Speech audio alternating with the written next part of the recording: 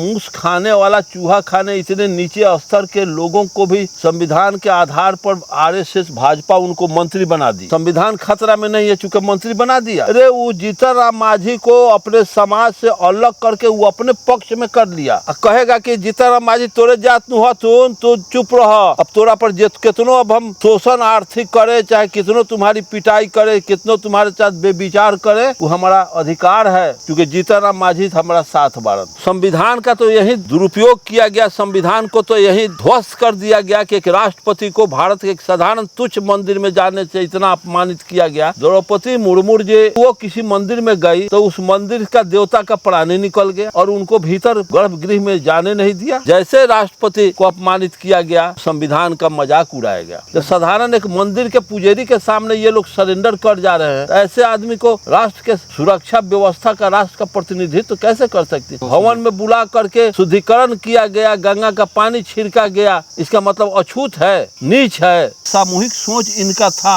मंडल जी का, तब तक कि कमंडल का बात करते थे। अब वो तिलक तराजू के पक्ष में वो चरण फटाका वाला भाषा बोल रहे हैं।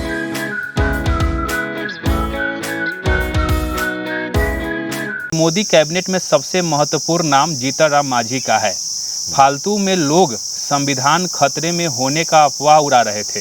जाति व्यवस्था में सबसे नीचे की मुसहर जाति, जिसके बारे में कहा जाता है कि वे चूहा पकड़कर खाते हैं, क्या व्यक्ति पहली बार केंद्र का मंत्री है? मांझी साहब इससे पहले बिहार के मुख्यमंत्री भी रहे हैं। संविधान न होता तो मंडल जी जो हैं परिपक्व फिगर नहीं है, अभी उनमें बचपना है, खुद क्या बोल रहे हैं उनको समझ में नहीं आ रहा। जब जिस देश के राष्ट्रपति होकर के भी अपमान को सम्मान समझती है, अपमान को सम्मान समझते हैं। संविधान का तो यही दुरुपयोग किया गया, संविधान को तो यही ध्वस्त कर दिया गया कि एक राष्ट्रपति को भारत के एक साधारण तुच्छ मंदिर में जाने से इतना अपमानित किया गया। इसके बाद भी विश्लेषण खोजते हैं, अपमान को सम्मान समझते हैं। जैसे राष्ट्रपति को अपमानित किया गया तो संविधान का मजाक उड़ाया गया। तो इसलिए मैं कहूंगा कि वो मंडल जी अच्छा पदार्थवादी सोच के फिगर नहीं है, व्यक्तिवादी सोच के लोग हैं। मूस खाने वाला जो जिस जाति से लोग हैं उसको केंद्रीय मंत्री बनाकर उसको कितना सम्मान दिया जा रहा है। काहे के लिए आप लोग संविधान खतरे में होकर राग अलापते हैं? उनको मूस खाने वाला चूहा खाने इतने नीचे स्तर के लोगों को भी संविधान के आधार पर आरएसएस भाजपा उनको मंत्री बना दी। संविधान खतरा में नहीं है चूंकि मंत्री बना दिया, संविधान के आधार पर मंत्री बना दिया, उसको कोई खतरा। अरे वो जीतन राम मांझी को अपने समाज से अलग करके वो अपने पक्ष में कर लिया। कहेगा कि जीतन राम मांझी तोरे जात नु हो तो चुप रह, अब तोरा पर कितनो अब हम शोषण आर्थिक करे, चाहे कितनो तुम्हारी पिटाई करे, कितनो तुम्हारे साथ बेविचार करे, वो हमारा अधिकार है क्योंकि जीतन राम मांझी हमारा साथ बारन। यहाँ जाति व्यवस्था बना करके अपने समाज का वो जीतन राम मांझी अपने समाज के गाढ़ी कमाई को लूट करवा रहे हैं। वहाँ जा करके कि हम अब व्यक्तिगत हम अलग से हम अपना जीवन निर्धारित कर रहे हैं, वो लूट में हम शागिर्द हैं, हमारा समाज लूटाता रहे। समाज का बहुसंख्यक बैकवर्ड को ये बैकवर्ड के नेता लोग वहां जाके लुटवा रहे हैं अल्पसंख्यक से। 10% के द्वारा सरकार 10% के अधीन चल रही है, 90% वहां जाके गुलामी कर रहे हैं। 90% के लोग 10% के अधीन फंसे हुए हैं। ये 90% जनता का ये दुश्मन है कि 90% का हो करके भी 90% का कल्याण का बात ये लोग नहीं कर रहे हैं। 10% के अधीन जा करके अपने तुच्छ स्वार्थ के लिए अपने समाज को लुटवा रहे हैं। अच्छा, आप इतना कुछ कह रहे हैं, दिलीप मंडल जी का तो ये कहना है कि देखो कितना सम्मान दिया जा रहा है, तो आप कैसे सवाल उठा सकते हो? वो तो सम्मान दे रहे हैं ना बीजेपी वाले। भले जीतन भाई मांझी को न बुझाए क्योंकि वो केंद्रीय मंत्री उनको बना दिया गया है, वो पूछते हैं कि हमारा प्रमोशन हुआ है, लेकिन उनको खुद पता नहीं है कि डिमोशन हो गया। कोई भी केंद्रीय मंत्री होगा, चाहे डिफेंस मंत्री हो या होम मिनिस्टर हो या फॉरेन अफेयर डील करता है, वित्त मंत्री डील करता हो, रेल मंत्री डील करता हो, कोई केंद्रीय प्रधानमंत्री के बाद दिल्ली का कोई भी मंत्री मुख्यमंत्री के से ज्यादा उसकी प्रतिष्ठा हैसियत नहीं होता।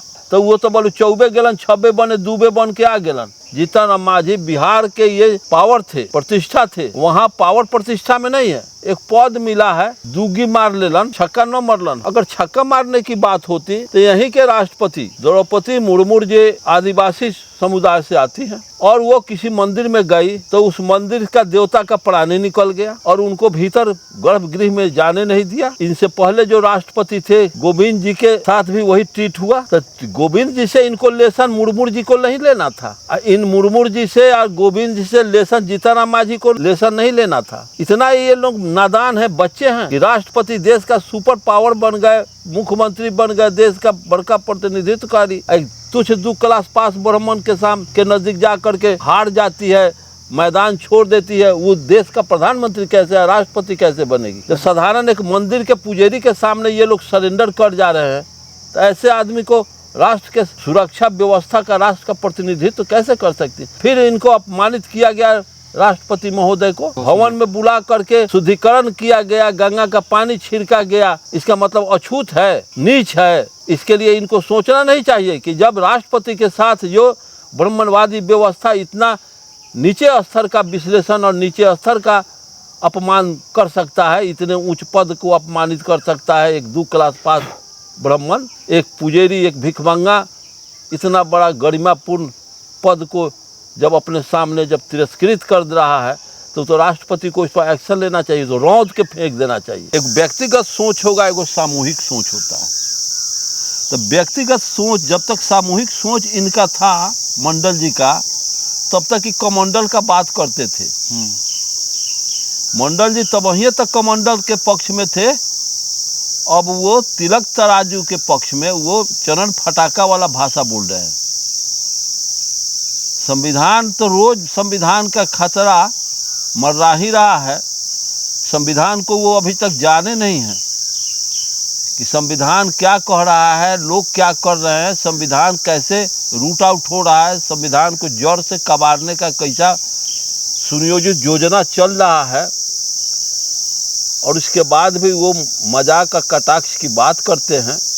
जीतन राम मांझी मुँह सा चूहा कोकड़ा ऐंठा खा करके रे, तो उसी के आधार पर तो आप मंडल जी, आपको भी तो उतना ही नीचे गिराया जितना चूहा खाने वालों को गिराया।